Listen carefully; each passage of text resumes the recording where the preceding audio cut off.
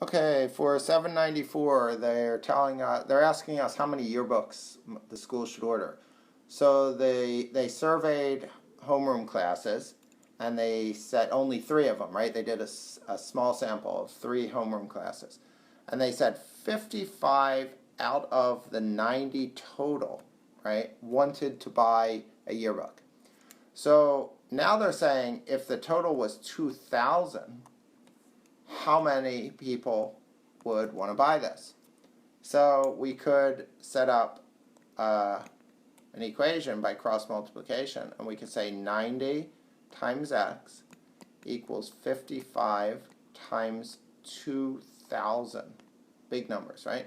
So we have 90x equals 55 times 2 is 110, right?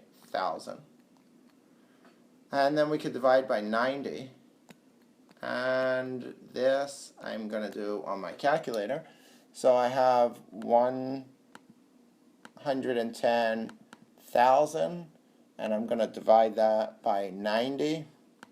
And that yields about 1,222.2 repeating.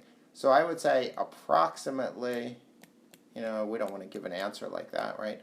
Approximately 1,222. That would be a reasonable answer.